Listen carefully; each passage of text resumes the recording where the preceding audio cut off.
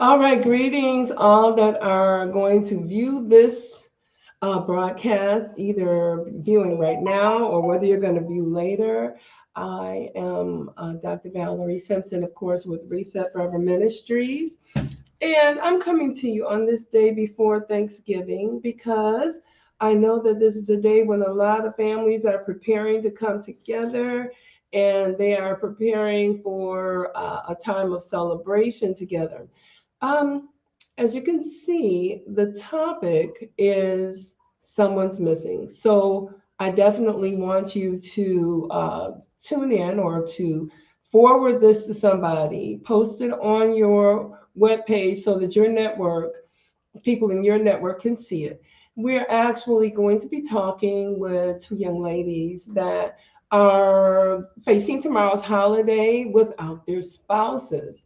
And let's just see what they have to offer to us by way of understanding of what their world looks like. And I'm going to introduce them one at a time. The first person will be Dr. Tracy Wells, and she's going to come and talk to us about her position as a widow facing the holidays, a widow and a mother. And then also, well, she'll be followed by Sister Madeline Mitchell, a very longtime friend and very faithful supporter of people that are sick. She's been doing this all her life. And as a matter of fact, before her husband did it, he had a heart for ministry as well. It's one of our wonderful deacons there at the church. So with that, I'm going to introduce to you Dr. Tracy Wells at this time. God bless you, dear. Everybody, God bless you.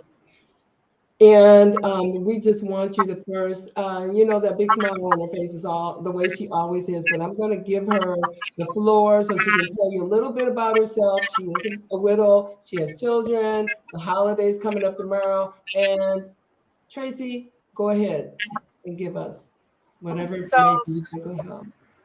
and I might need your help, Dr. Simpson, to make sure that I say the right words and the information uh, that you're looking for.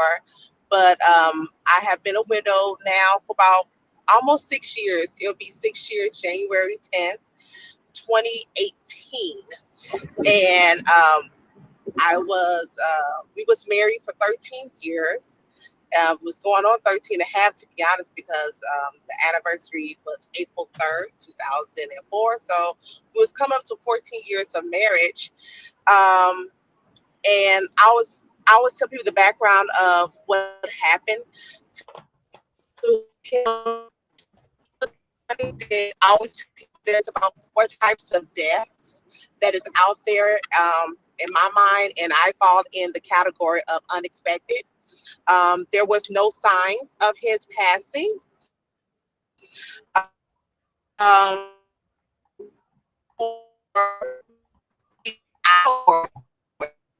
called me and told me that his name is Jeremy Wells, and told me that he was coughing, profusely. And I said, I'm a special education teacher, so I had to work on these IEPs. As a teacher, I was trying to get some things done. I said, okay, well, I'm just going to go ahead and see him when we get to the church, because I was doing consecration month for us Hmm. at the church that we was located. And ironically, I had to minister that night. And Wow. I was like, okay, well, and I asked Jeremy, I said, hey, do you want to go to urgent care, or do you want to go to the hospital? My husband already had what you call a rare condition called arthrogyposis multiplex congenital. That's what they call it. It's a rare bone disorder that you get in the womb. Um, it's worse than rheumatoid arthritis because it starts in the womb. So he really was supposed to live past the age of 3, but the Lord allowed him to see 13 times 3, if I can say it like that. And he was 39 years of age when the Lord transitioned him. So I take him to urgent care because he has been in and out of hospitals all his life before he got married to me, I want to make sure you hear that. Before he got married to me, he had spinal issues because in the birth, in the womb, he was born with a partial spine. And this is no disrespect to his mother. I truly believe his mother, the birth of how he was born, had nothing to do with what she was or was not doing. It's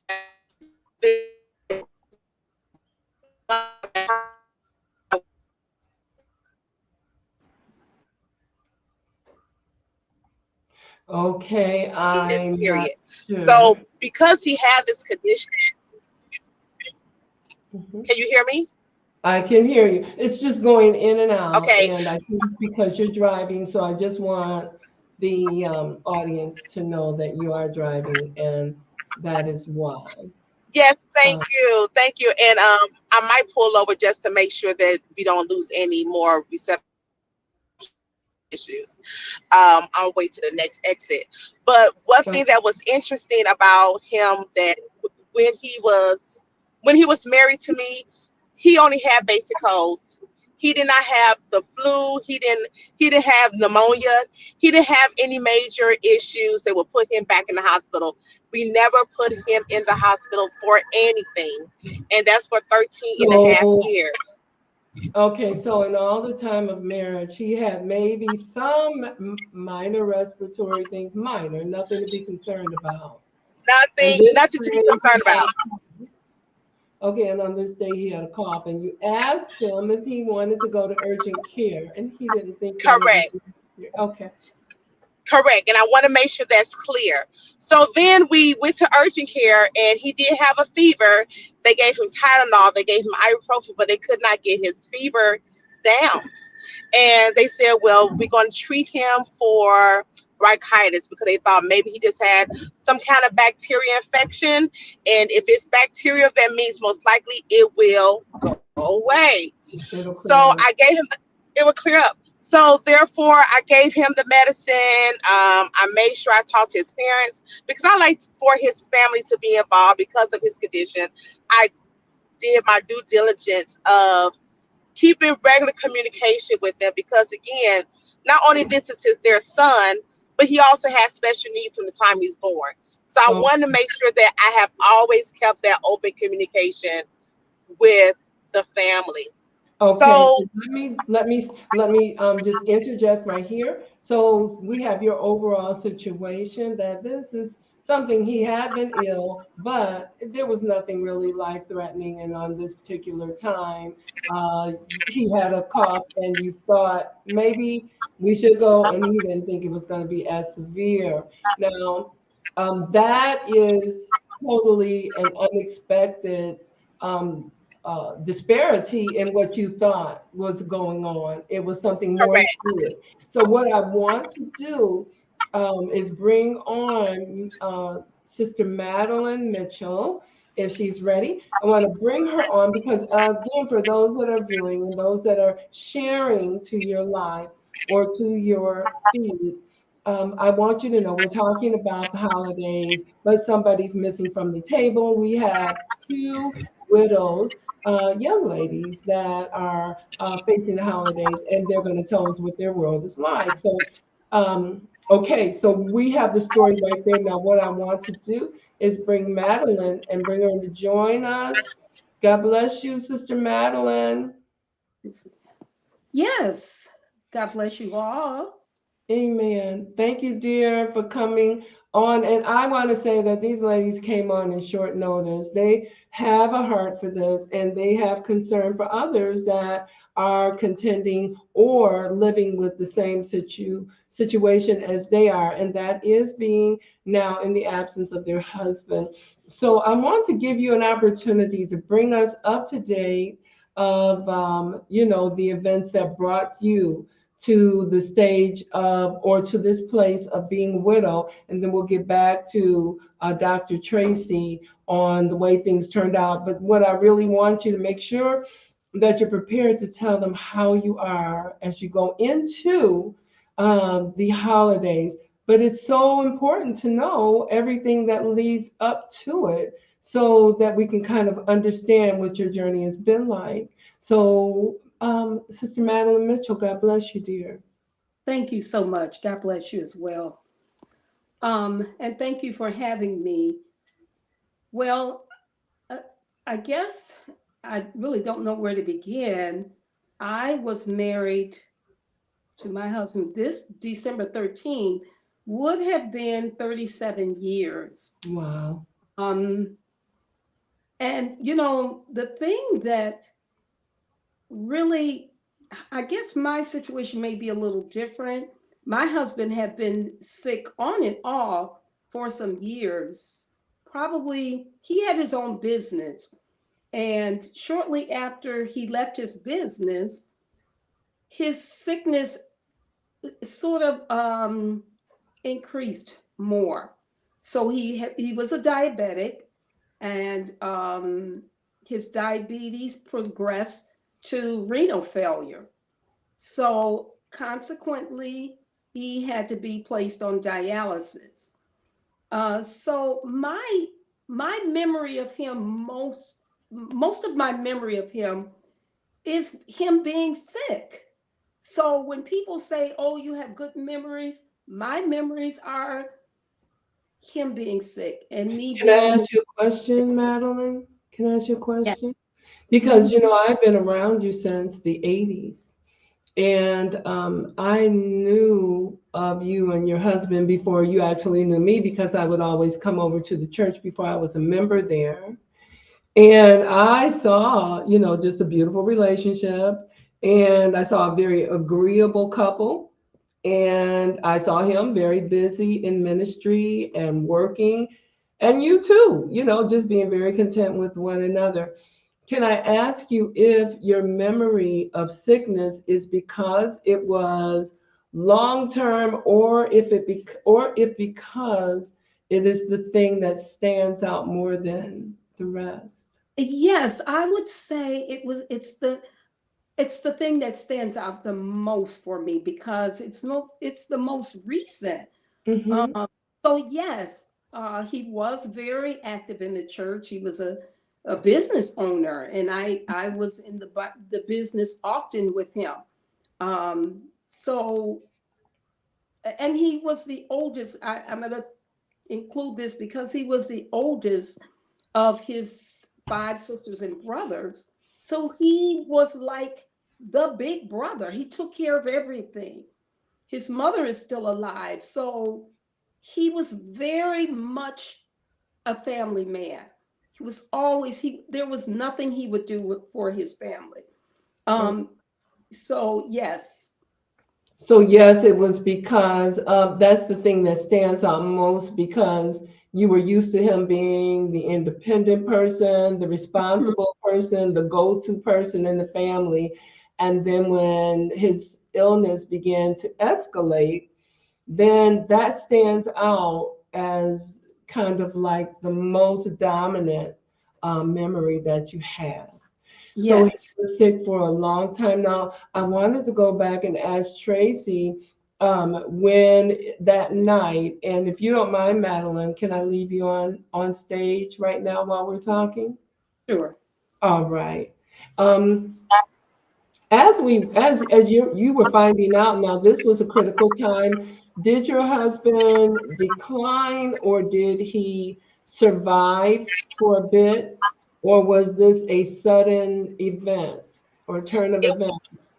it was a sudden event because I had 30 minutes to prepare that my husband's about to die.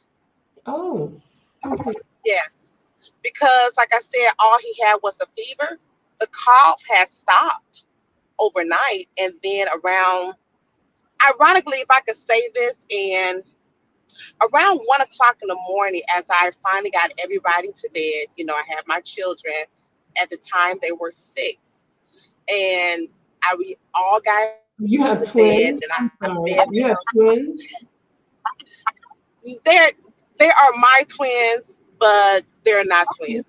They're the same age. They're the same age, because you said at They're the the time. same age. Okay, okay. Yes, yes, and that's another conversation. But no, they're not twins, and no, they're not Irish twins. It's only been 1 month and 9 days apart. That's Okay. that y'all can figure that out. Y'all got it. So what took place was I felt this cold chill. Now it is January, but we was inside the house, so it's warm. I felt this cold chill to my bones come Hmm. in my room. And I got extra blankets and I said, Jeremy, do you feel that? And he was like, no, I don't feel anything. And he went to sleep. And I was like, okay, you don't feel anything. Okay. And so he woke up 3 o'clock in the morning and was like, Tracy, I can't breathe. I can't breathe. And I was so out of it. I went to go get a drink of water to wake up. Hmm. And once I finally woke up and realized the severity of the moment, 'cause like I said, we never had any problems with his breathing of that magnitude, never. And we did live in the country, so it takes about them 30 minutes to get there by ambulance. He got enough strength to get in his wheelchair because he was in wheelchair bound. He got Okay. enough strength to get in his wheelchair, and I'm getting the nebulizer together. Ironically, the parts literally are popping out. I'm Oh, like, what in the world is going on here? And so I'm trying to put the parts back in the machine and get it organized. But the way he looked at me, I said, let me call 911 just in case. So so I'm it on was the phone kind with of 911. I'm in trouble. I'm in trouble. Yes, Okay. that's how he looked. I'm in trouble. I can't breathe. I gave his nebulizer and he said it wasn't working. I'm like, what? Nebulizer always works. Then I gave him his inhaler and that did better, but it was literally only for a short period of time. It He wasn't looked at enough. It wasn't enough for what was going on. Okay. nothing, and because of that, he went in. He looked in the mirror, and the ambulance people kept telling me, "Keep him talking, keep him talking." I'm like, I'm trying my best to keep him talking, but he was really gasping for air. He looked in the mirror like he saw something, looked at me, yelled my name, and he was gone.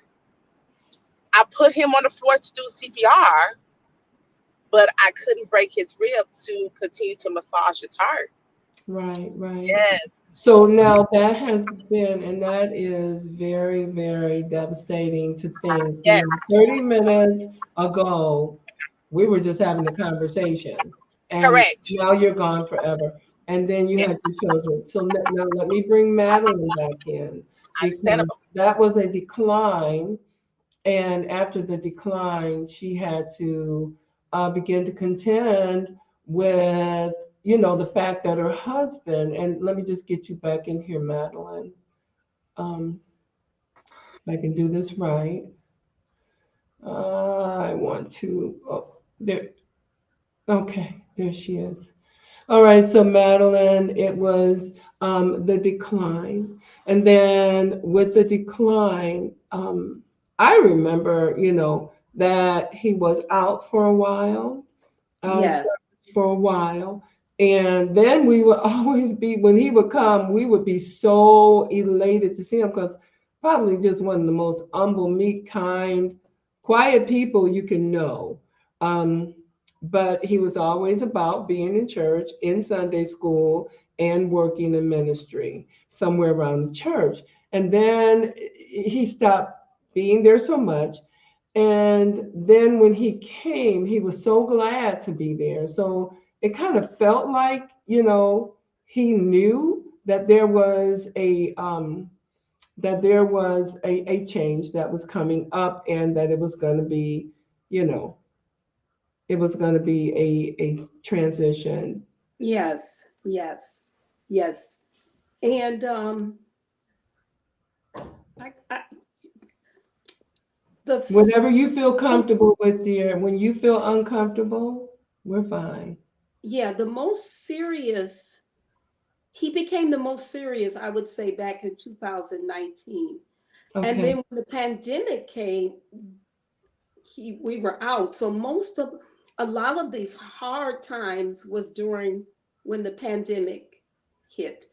Um, so again, I was constantly taking him to to the doctor's office. Then he had two serious hospitalizations One was in 2019, and then the other one was 21, I believe.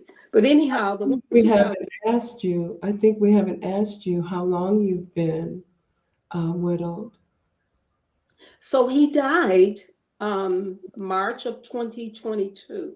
Okay. So just over a year, just a Yes, year and a half. Okay. yes. Um, so he was at he as a matter of fact, he we had a doctor's appointment, a dentist appointment. Mm-hmm. Um, and when he was finished with the procedure, he just had a cleaning. Um, he he was in distress. He had a difficult time breathing when we were walking out of the doctor's office. And before we could even get out of the doctor's office, I had to sit him down because he had a difficult time breathing. So I had to sit him down on one of the benches. And what happened is I said, well, okay, sit right here. I got to go back into the dentist's office and give them something. When I came back, he was on the floor. And we called the emergency. It didn't take long for them to come. They couldn't get a pulse. And finally they did, and they took him to the hospital. And he was in the hospital. He went into the emergency room, and then from the emergency room, he was able to go into the intensive care unit. He was there maybe about 3 weeks, and then he had a lot of close calls even during that hospitalization. He had about 3 or 4 cold blues. So we did almost lose him even during that process, but he was able to move to the step down unit, and he was able to be discharged, and he went into to the rehab. So when he came out of rehab, he came home, but of course he was still, he wasn't doing very well. I put it that way. So So even with it seemed like things may have been getting better because now it's not as critical. They can discharge him. He can go in for therapy. And then he wasn't doing very well, but it wasn't as bad as it was when you had that event at the dentist's office. So yes, your mind is going from the worst to, well, maybe it's just bad and it's just a decline, but but the thing about it, I have to say, during this time, our theme was at the church was uh, having great expectation. I don't know if you remember that. yes, yes. So I had really, really was sort of like I was really building up on my faith. So I talked to him and I said, well, Max, we're going to go to the convention because the convention, I think it was I can't remember where it was going to be held. And no, at Palm Spring. So I said, we're going to go to that convention. You're going to be able to make it there because I have this great expectation. God is going to heal him. There's going to be a turnaround. Yeah. And he said, no, I'm not. No, I'm not going. I said, no, you're going to go because you'll be able to get the dialysis there. I called him, Nick, and you'll be able to do your dialysis there. So finally, after I kept saying, yes, you're going to go, and he just said, okay, yes, yes. But he really was ready to go. So he was saying yes to appease you, but he Yes, understood. He understood. yes, yes, Okay. So yes. with that, and that was in the summer of 22. That was in the winter of 2022. Winter of 22, because I know California, we were out there in the Well, summer. so right, it was the winter. I was preparing, letting him know ahead of time. This was in March. This Oh, was you were like preparing them for the upcoming summer exactly. So conference. Okay. because this is the year of expectation. God is going to heal you, Exactly. but he didn't see it like that. My husband was really ready to go. He was literally in pain every single day, from the crown of his head to this, to literally to his toe. So he was in pain every day, and sleepless nights. So of Yeah, course, if he's up, I'm up. right. So it really just became very difficult. Um, yeah. Well, I want to ask a question to everyone concerning, and let me see if I can get Tracy back in here. There she is.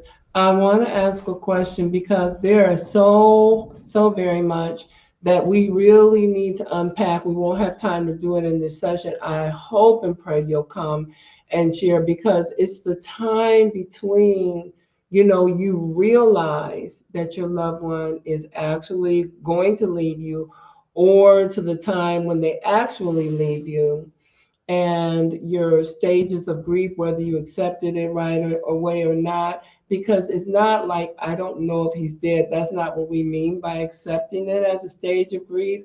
It's really, I can't believe this is happening, or this is really my life now. That's part of the stage of grief, that acceptance.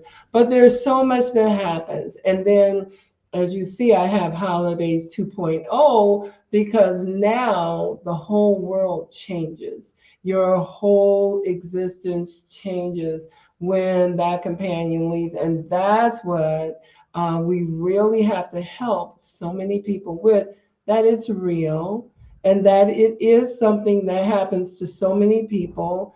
It is something that at some point you may still say it hurts, but I'm going to be all right. But at first, you don't know. And sometimes people even feel like they're leaving here, like I'm losing my mind. When and if you'll come back, please, we need to get to that. But if you can, share with me. I'm going to ask for Tracy first and then Madeline. What were the main things that you found to be your biggest challenges at the time of recognizing that I am alone, that my companion that I expect to be raptured away with? I know that's what you said, Marilyn. I'm sorry, Madeline, that you two were looking forward to Jesus coming and getting you. So you had your full existence for the rest of your time here on earth planned out with him. Certainly, Tracy, with your children at the age of 6, you had a lot of plans. So let me ask you, Tracy, if you would unmute and tell us when you began to realize the whole world changed and now you have more responsibilities, you have more things to wrap your mind around. Did it stop you from grieving the way that you needed to grieve? Did it interfere with it? Did you have to kind of put your feelings aside and address those things? I would say it's all of that. You I said it all. Like, and I'm gonna be a little country with it, but no, you said it all, and then some. All those things that you just said is all the emotions I had within um the first year. Literally, when you had asked me to do this podcast with you, first of all, I felt honored. So thank you for choosing me you're because you an didn't. honor. We're honored to have you. But the second part, I was like, Lord, what should I say? And the first thing that came to my mind was talk about the feelings, and I was like, Tuh, I had them all. Not only did I have them all, but the first 10 days before he was buried, and I do not recommend anybody doing a wake and a funeral on 2 different days. But I agree. that was a lot.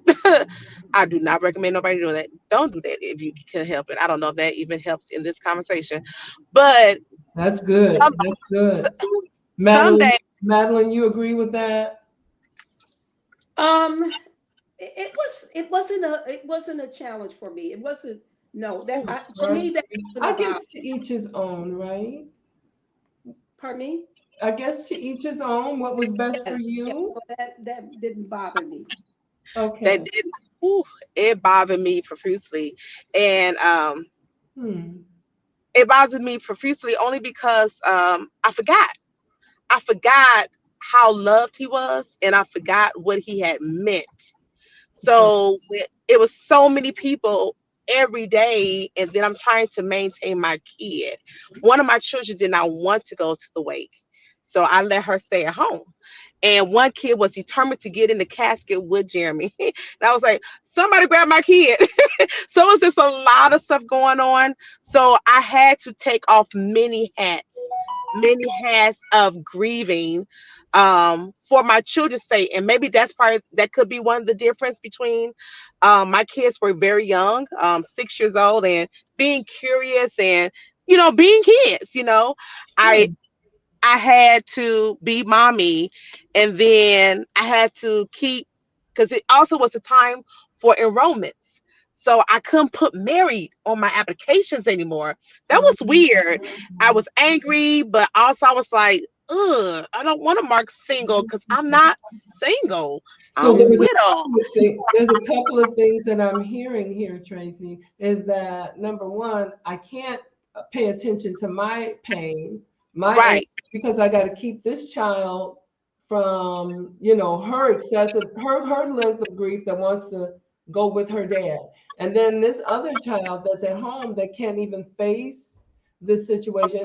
And so you had to push a lot of your pain and your necessity to be mended, right. healed, and ministered to. You have to push that aside for them, and then to do it in two separate settings. It's like, are we starting all over again with the same thing tomorrow?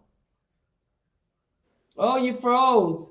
Well, while you're unfreezing, Madeline, she froze. Madeline, you said it wasn't the same for you, Mm, dear. I'm sorry. That's I okay. made it home, so now that my Wi-Fi has connected to my phone.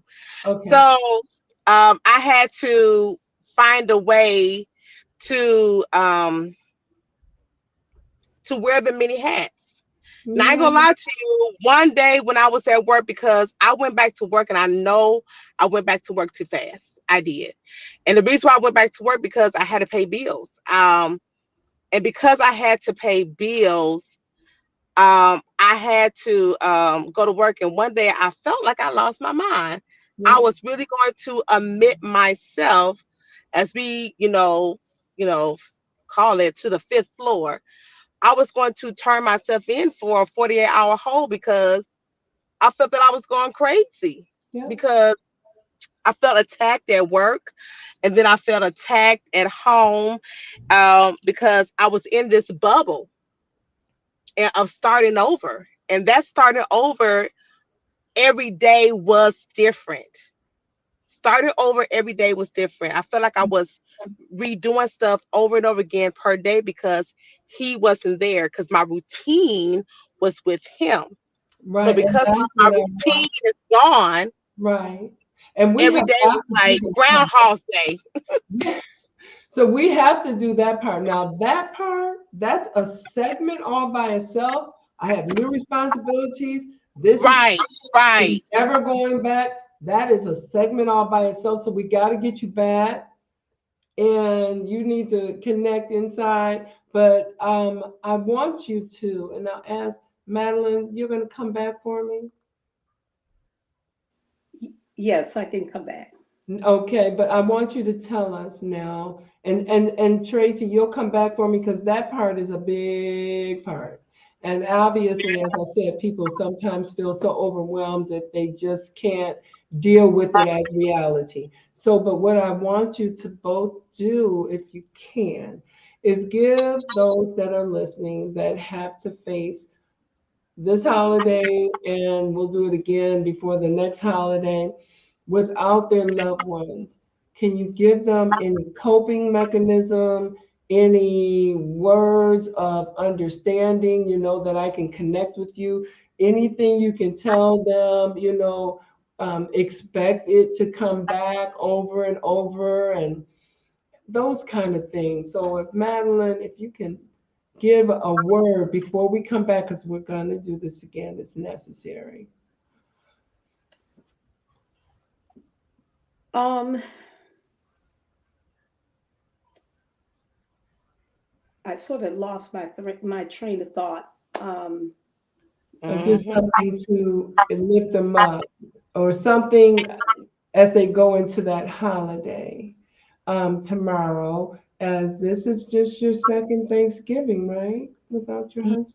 Yes. Um, I'm just going to be really honest. I guess the holidays are not a problem for me. It's That's not maybe good. because it's still early, but it's not really, no, it's not, I'm not really suffering like a depression or no, it doesn't, I'm okay there, but I can say that my anniversary is coming up in Right. December 13th. That may be where my difficult, it may be difficult, more difficult for me. Hmm. The holidays, because I am surrounded by family, Okay. and so it helps me get through that. But with an anniversary, it's just me. Okay. So that Okay. that may be a challenge for me more. So that's something we definitely, because holidays, one segment that I do is holidays, birthdays, anniversaries, special events, those kind of things. I just know that the holiday has been expressed as a challenge for many women, and we just wanted to give them something, but we certainly can look to you for some definite directives and some things to expect, some ways you handled it, and how much it meant to you. So even if it's just that that was very important, you have to give the normalcy to the fact that this is going to be a hard day for me. This is something that I face with, a different level of comfort. So, but before we do go off, um, Tracy, what would you say? Because it's been 6 years and you've got your little ones. And well, they're not so little, but that's okay anymore.